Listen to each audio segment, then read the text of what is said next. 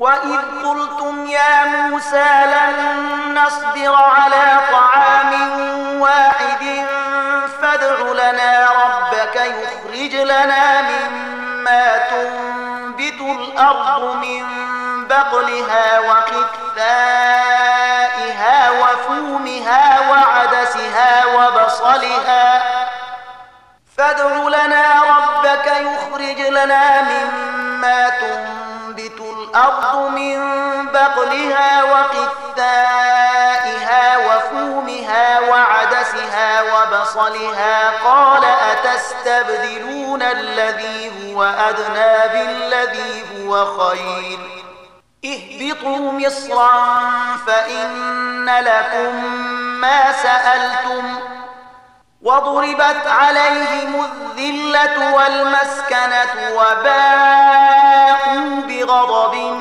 من الله ذلك بأنهم كانوا يكفرون بآيات الله ويقتلون النبيين بغير الحق ذلك بما عصوا وكانوا يعتدون. هغه وخت در یاد کړئ چې تاسې ویلي وو چې ای موسی موږ په همدا یو ډول خوړو صبر نشو کولی له خپل رب نه دې وغواړه چې موږ ته د ځمکې حاصلات تره بادرنګ غنم نسک او پیاز راکړي. نو موسی وویل آیا د یو غوره شي په ځای تاسې د کم ارزښته شیان واخیستل غواړئ؟ ښه نو کوم ښار ته لاړ شئ څه چې غواړئ هلته به یې ومومئ. په پای کې خبره دې ته ورسېده چې ذلت او خواري بېوزلي او بده ورځ ورباندې راغله او د خدای په قهر اخته شول. دا یې نتیجه وه چې هغو د خدای له آیاتونو انکار شروع کړ او د پیغمبرانو په ناحقه وژلو یې لاس پورې کړ. دا یې نتیجه وه د هغو نافرمانیو او د دې خبرې چې هغوی د شرعیت له پولو نه پرله پسې پښې اړولې. إن الذين آمنوا والذين هادوا والنصارى والصابئين من آمن بالله واليوم الآخر وعمل صالحا فلهم أجرهم عند ربهم ولا خوف عليهم ولا هم يحزنون. باور ولرئ چې هر څوک چې د قرآن منونکي وي یا یهودیان وي عیسایان وي یا صابیان وي نو چې په الله او د آخرت په ورځ ایمان راوړي او غوره عمل وکړي د هغو اجر د هغو له رب سره دی او د هغو لپاره هیڅ ویره او غم نشته. وإذ أخذنا ميثاقكم ورفعنا فوقكم الطور خذوا ما آتيناكم بقوة واذكروا ما فيه لعلكم تتقون. او در یاد کړئ هغه وخت چې کله موږ د تور غر پر تاسې پورته کړی او له تاسې نه مو تعهد اخیستی و او ویلي مو چې کوم کتاب چې موږ درکوو هغه په کلکه ساتنه واخلئ او په هغه کې درج شوي حکمونه او لارښودنې زده کړئ. په دې وسیله هیله کیدای شي چې تاسې د پرهیزګارۍ چلند غوره کړای شئ.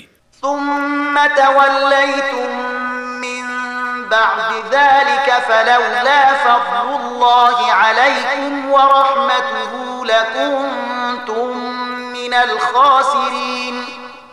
خو له هغه وروسته تاسې له خپل لوز نه واوښتئ د دې له پاسه هم د الله مهرباني او رحمت ستاسې ملګرتیا پرې نه ښوده که نه نو تاسې تباه کېدئ. ولقد علمتم الذين اعتدوا منكم في السبت فقلنا لهم كونوا قردة خاسئين فجعلناها نكالا لما بين يديها وما خلفها وموعظة للمتقين. او تاسې د خپل قوم هغو کسانو عاقبت نه خبر یئ چې د شنبې په ورځ یې تیری کړی. موږ هغو ته وویل چې بیزوګانې شئ او په داسې حال کې اوسئ چې له هرې خوا در باندې نفرین او لعنت وي. په دې ترتیب موږ د هغو عاقبت د هغې زمانې او وروستیو نسلونو لپاره عبرت او ویریدونکو لپاره نصیحت وګرځاو.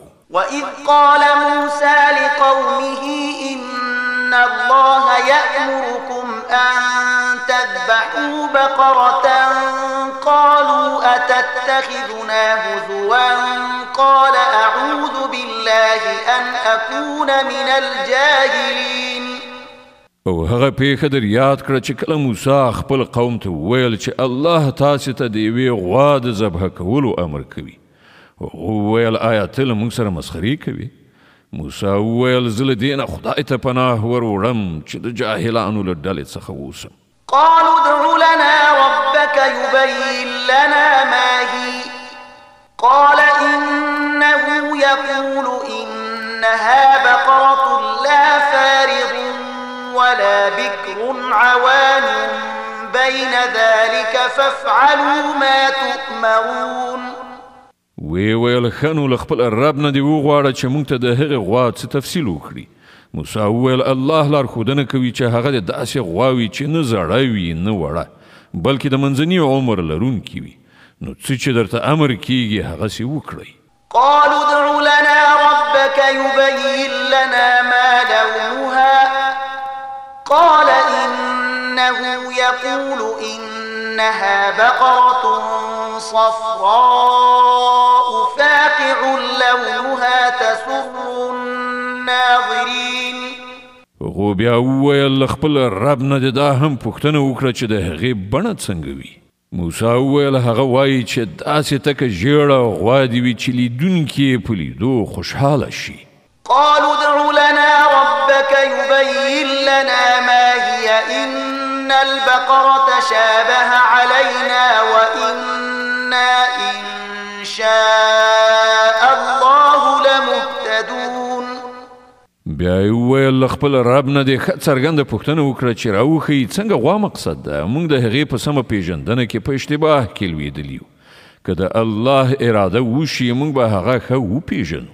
قال إنه يقول إنها بقرة لا ذلول تثير الأرض ولا تسقي الحرث مسلمة لا شية فيها قالوا الآن جئت بالحق فذبحوها وما كادوا يفعلون.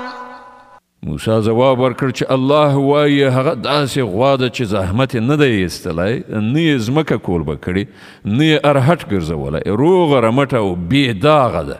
نو هغو نارې کړې چې هو اوس دې سمې نښانې راوښودلې بیا یې هغه ذبحه کړه که نه نو د دې کار کوونکي نه و.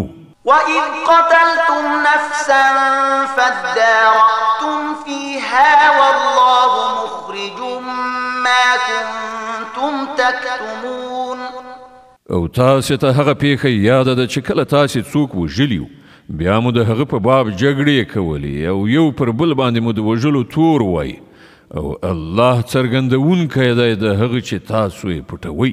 فقلنا اضربوه ببعضها كذلك يحيي الله الموتى ويريكم آياته لعلكم تعقلون. هغه وخت موږ امر وکړ چې د وژل شوي په جثه د هغې یوه برخه ووهئ. وګورئ دغسې الله مړي ژوندي کوي او تاسې ته د خپل قدرت نښانې درښیي تر څو وپوهیږئ.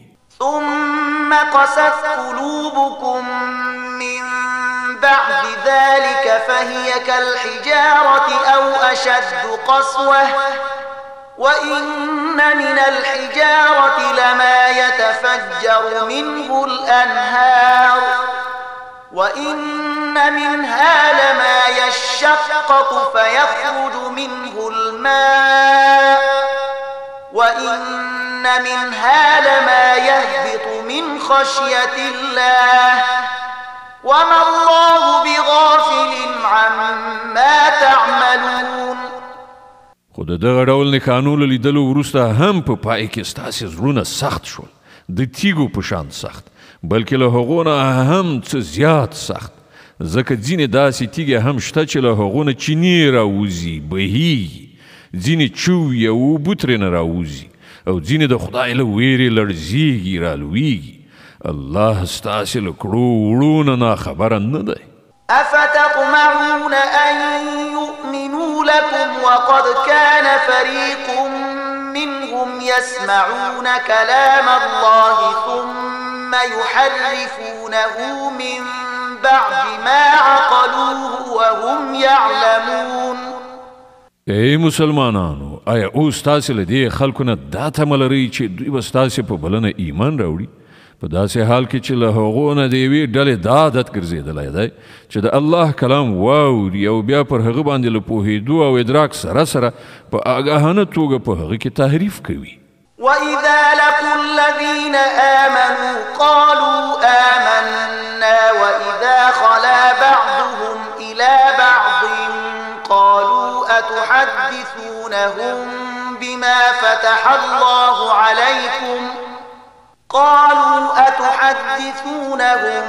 بِمَا فَتَحَ اللَّهُ عَلَيْكُمْ لِيُحَاجُّوكُم بِهِ عِندَ رَبِّكُمْ أَفَلَا تَعْقِلُونَ.